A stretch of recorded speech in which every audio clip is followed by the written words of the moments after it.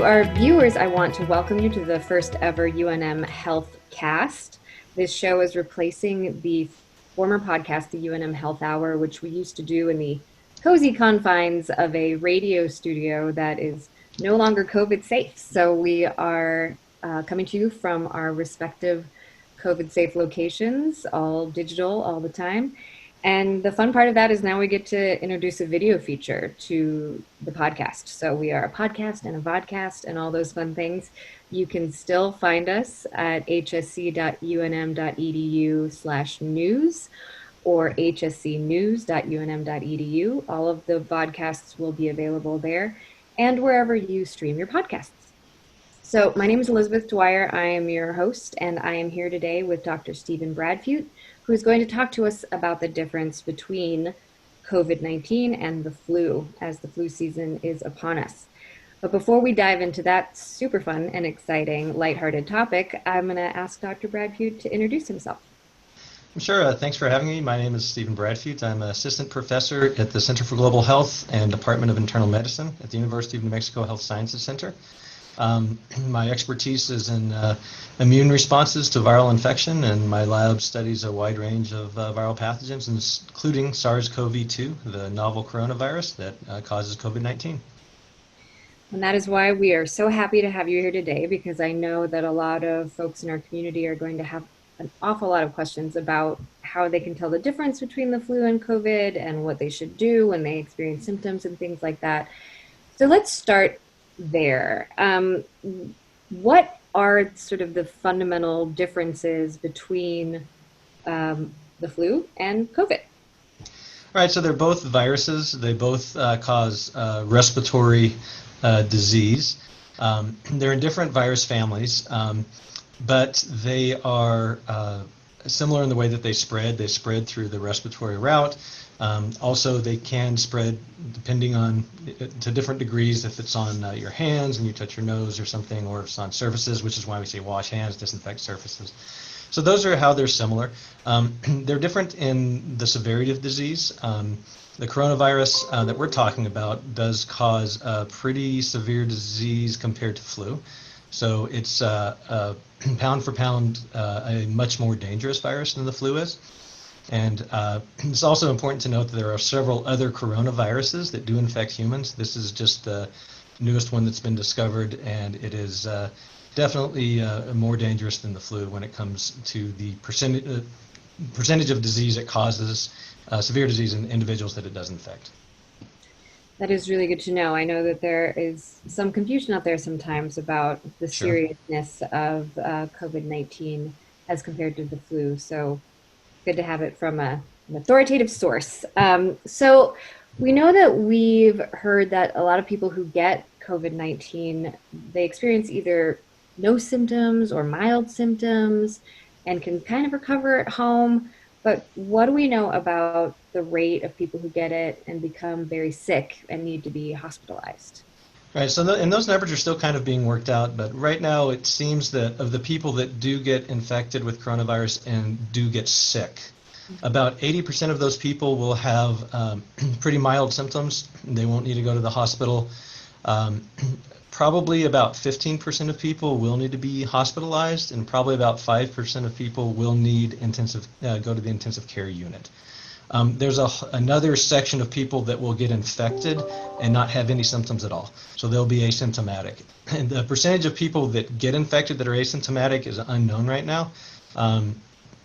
I've seen estimates ranging from 20 to 40% of people that get it won't show any symptoms at all. I think that's something that's still being sorted out.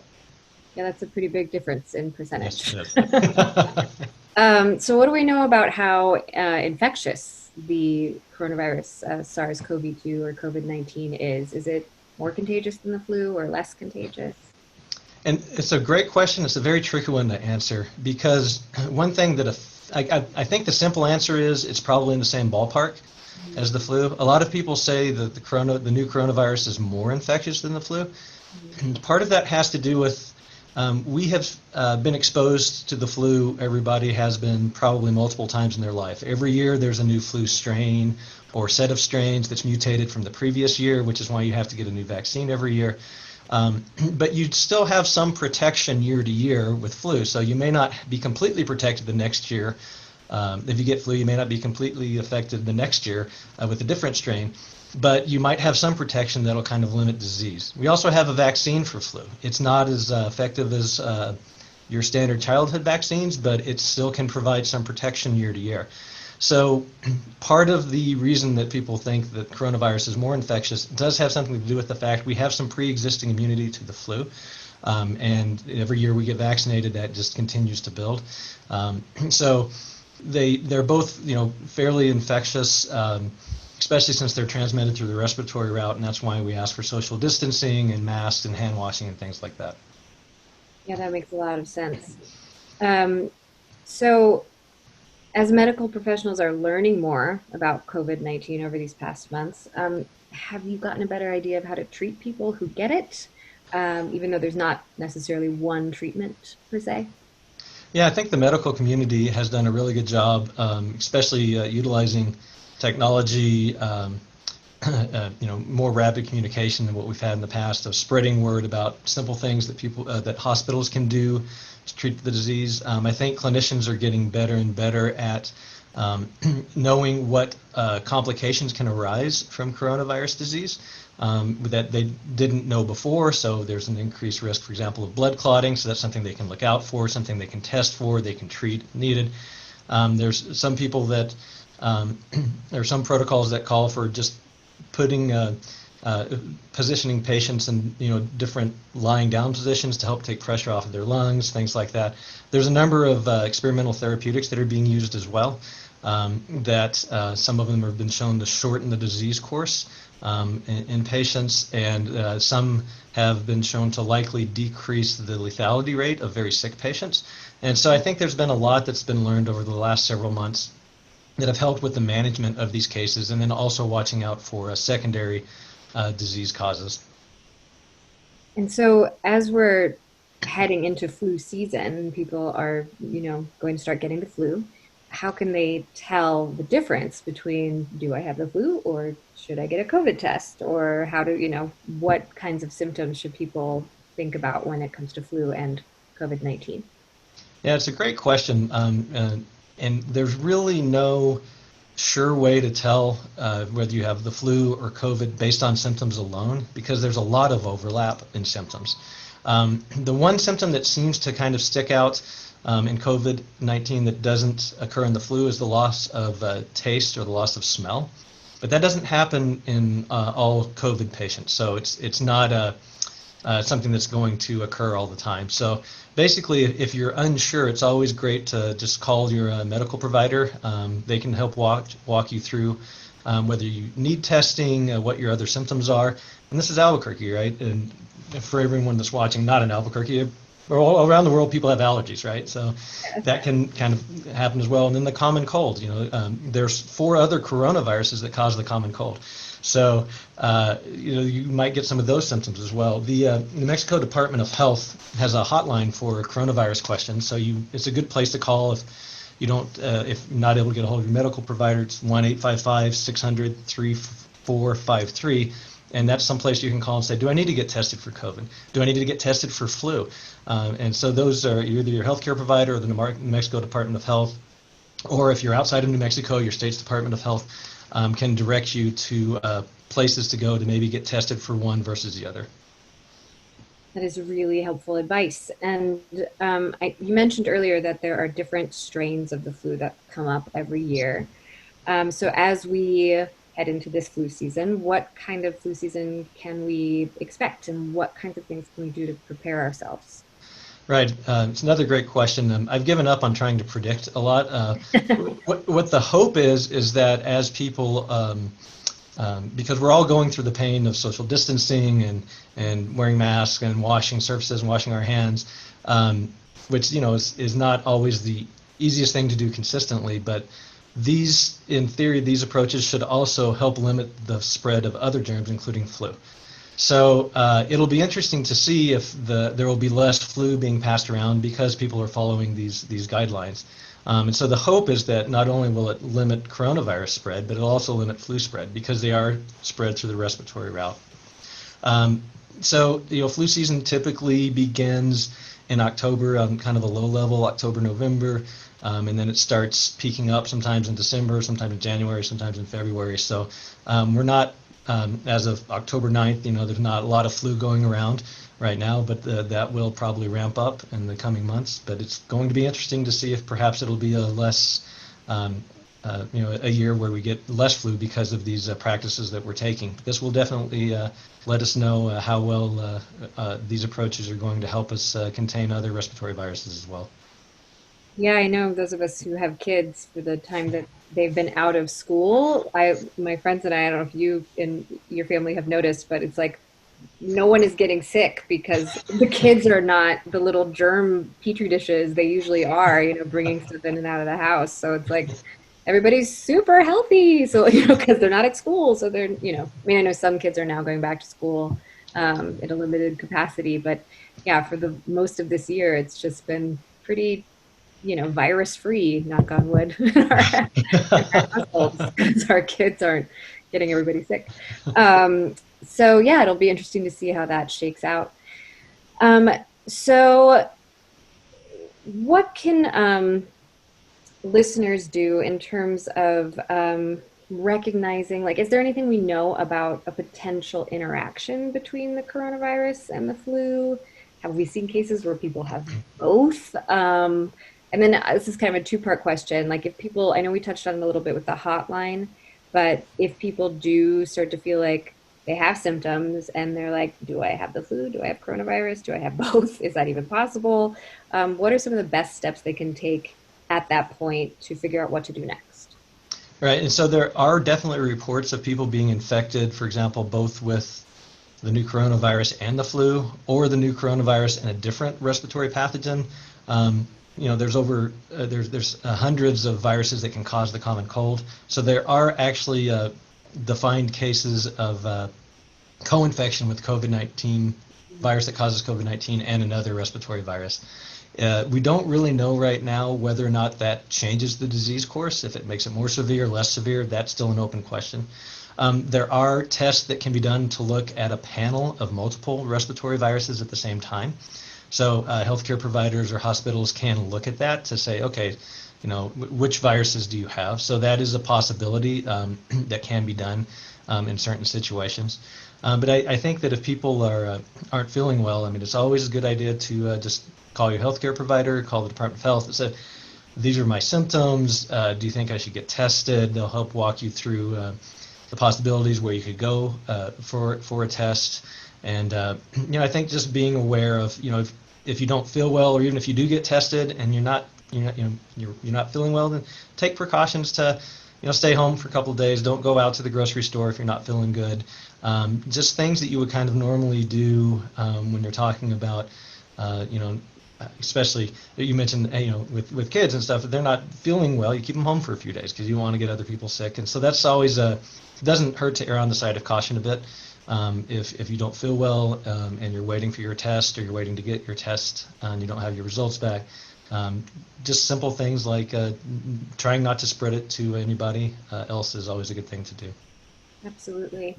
And since we talked earlier about how the majority of cases, we're looking at like 80% of people who get the new coronavirus are not going to have to be hospitalized. Their symptoms, might be uncomfortable and, they won't feel good, but like they won't need serious treatment. What kinds of things can we do to take care of ourselves if we do come down with the new coronavirus, but it's like kind of low key? Right. Well, and something to do is just watch it. Just make sure that your symptoms aren't progressing and that you get feeling worse. For example, a shortness of breath is a good. If you're having a hard time, feel like you're having to breathe really heavily to get enough oxygen in, and if your symptoms progress, then that's definitely something you need to let your healthcare provider know, because one of the main things you want to watch out for is that you are not getting really sick. If so, you may need more care. One thing to mention is that 80% or so of people that get sick don't need to go to the hospital. The groups that are at risk of having severe disease are individuals that are older. So basically, if you're 60 years old, you're at a higher risk than if you're 50. If you're 70, at a higher risk than you're 60. If you're 80, at a higher risk than you're 70. And it increases as individuals get older. Also, people with pre-existing medical conditions, for example, obesity, diabetes, lung disease, cardiac disease, those individuals are at a higher risk. So that's something to keep in mind too, is especially if you're not feeling well, maybe put off that visit to grandma's house for a couple of days until you find out whether or not you have something that could pass on to them that could be more dangerous. Sure. And are there any sort of standard household medicines or, like I know if I've had the flu in the past, I usually don't have much of an appetite, but like keeping your fluids up and things like that. Is that a similar, route of sort of caring for yourself if you do get the new coronavirus? That's a great question, and I'll be perfectly honest and say that's something I hadn't put a lot of thought into, so I'd be hesitant to really give any advice on that. Um, so, yeah, that's a good question. I don't think there's anything particularly you would do differently, but I don't know, so I don't want to really give information that I'm not quite sure of. So. For sure, for sure. I know a lot of people rely on things like tea or Theraflu or what have you if it's the flu. Right. So, but like as you've mentioned earlier, we know a lot more about the flu than we do about the coronavirus. Mm-hmm. So, if you find out you have the flu, listeners and viewers, then you probably already have a go-to system for that. If it's coronavirus, the new coronavirus, maybe look on the trusty internet or talk to people who've had the new coronavirus to see what might be helpful. And again, the Department of Health hotline, and then your healthcare provider, because those are the individuals that have been seeing a lot of these patients, and so they would, especially since it's been going on in the United States for several months now, people are learning more as they go, and it's always good to talk to those folks. Absolutely. So if we do get sick and we're staying at home, kind of resting, doing the self-care that we just talked about, how do we know when it's safe to go back out in the world again? We have a pretty solid idea of the contagious windows for the flu. Mm-hmm. I feel like we've maybe heard some conflicting information about when it's safe to reemerge after recovering from COVID-19. Well, it kind of goes back to your earlier question. The similarities between the flu and COVID include the fact that you can spread them for a day or so before you get sick. So even before you have it, you could spread it. The flu, the window of the time that you're contagious is probably, on average, a bit shorter than coronavirus. So you can probably spread coronavirus for longer. The recommendations by the CDC are if, in the latest guidelines that I've seen, are if you test positive for coronavirus, you pretty much need to quarantine yourself for 10 days from the time point at which you got sick. So if you get sick, you take a test, you're a positive test, and just think, okay, when did I start having symptoms? I'm probably contagious for up to 10 days after that point. If you have severe disease, you're in the hospital, you're immunosuppressed, that window is longer. But 10 days from the time of a positive test, from having symptoms, if you've had a positive test, is a good rule of thumb for COVID-19. And then for the flu, it's a little bit shorter, depending on like when your symptoms came. And usually it's a couple of days after you've had a fever, after your fever's resolved. You don't need acetaminophen or anything like that. Is the rule of thumb. Makes a lot of sense. So what can we all be doing to kind of prepare ourselves to stay healthy? I mean, I know that we've already talked a little bit about the general coronavirus advice in terms of washing your hands and keeping distance and stuff like that, wearing masks, of course. Mm-hmm. But is there anything specific that we can be doing, as we go into flu season and are now potentially combating multiple viruses, really sort of bolster our immune systems and stay healthy? Right. It's going to be real fun, right? It's going to be an interesting season. A simple thing that you can do that I'm doing and my family's doing it, get your flu shot. The flu shot is something that can help diminish your chances of getting the flu, so that if you do get sick and you've had a flu shot, well, then maybe it's something else. It also can, if you do get infected with the flu, and you have the flu shot, if you're not completely protected against the flu, a lot of times it'll make your symptoms less bad. So simply getting a flu shot, especially this year, can help hopefully decrease the spread of flu, and so that fewer people are going to have that. And that's just one less thing to worry about. Other things to do is, it's kind of hard these days, I understand, because everyone's kind of inside, but make sure you don't neglect simple things like trying to eat healthily, get plenty of exercise. And believe me, I'm preaching to myself because that's very difficult to do sometimes. We're busy, we're working on coronavirus, but hey, probably should exercise too. That's a good thing. And just in general, just doing things to try to take care of your physical state, and then get your flu shot. And if you don't feel well, reach out to your provider and take the advice from there.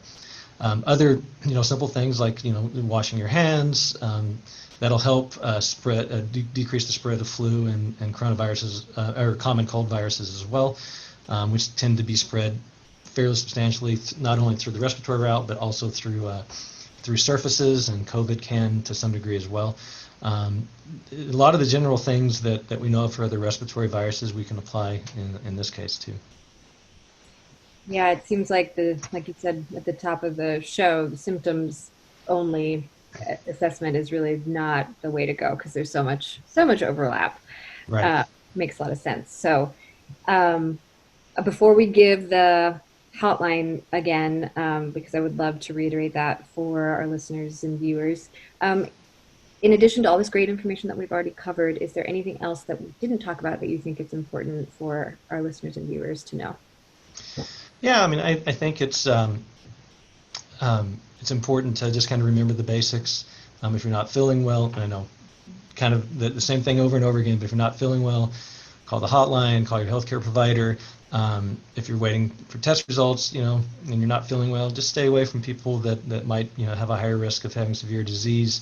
I think it's good to call for a lot of understanding right now. Some people, feel different ways about how coronavirus is impacting their lives, and you have to understand, well, if someone's lost their job, they're going to feel a lot different about it than someone that has their job. If someone's lost a loved one, they'll feel different about it than someone that hasn't. And so I think just being understanding and realizing that during this crazy time, we're all in it together, and everyone has a different point of view, and it's not always one way or another. I think there's a lot of just keep in the back of your mind, just it's okay to talk about it, to disagree about things, but just a little understanding, I think, can go a long way in how we treat each other and how we get through this together. That is really excellent advice. Could you please also give our viewers the hotline one more time so everybody has it? Yes, it is 1-855-600-3453. So call that number if you have any uncertainties or questions about symptoms or testing sites, or if you've recovered from coronavirus recently and you want some advice on going back out into the world, anything at all, this hotline can be really helpful for getting sort of the more specific information to your personal experience. Because, as Dr. Bradfeed has mentioned, this can be something that's pretty mild for someone or pretty serious, and there's no really one size fits all. So, and yes, if it, even if you think you might have the flu, you could still call that hotline and talk to them about symptoms and the next best steps in terms of how to manage it and get tested and things like that. And one more thing I'd like to bring up, if you don't mind. Not at all. I'd forgotten it when you just said it a few minutes ago, but something else you can do is Tricore, so TRICORE, tricore.org. They have a weekly report on their website of what they've been testing for as far as viruses go and what's coming up positive. So that's another good resource. That'll be like, oh, okay, well, there's this virus is going around. Oh, the flu is here because it's starting to be tested, things like that. There's also some information on there if you have had COVID-19, how you can donate blood for plasma studies to try to treat other patients. So if you had coronavirus, you can reach out to your healthcare provider or Tricore's website or other places where you can participate in donation of blood for potentially helping other patients. So that's another way people can give back. That is a really awesome bit of information. That was tricor.org where they can find those details. Okay, great. At tricor.org will give you details on the COVID or on the virus testing as well as COVID-19 testing, and they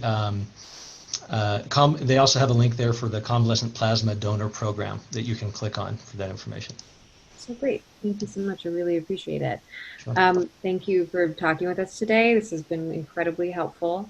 And for those of you who maybe just randomly found yourselves here, we are the UNM Healthcast, which is a revamping of our former UNM Health Hour, where we talk with professionals throughout the health system about relevant topics for today. It means we do a lot of COVID-19 conversation, but it's not the only thing we discuss. So be sure to tune in and follow us for the latest in what's going on in health, especially here in New Mexico. Thank you, Dr. Bradpute, for joining us today. And to our listeners, for the latest information on coronavirus, you can visit hsc.unm.edu/COVID-19. That's the number 19.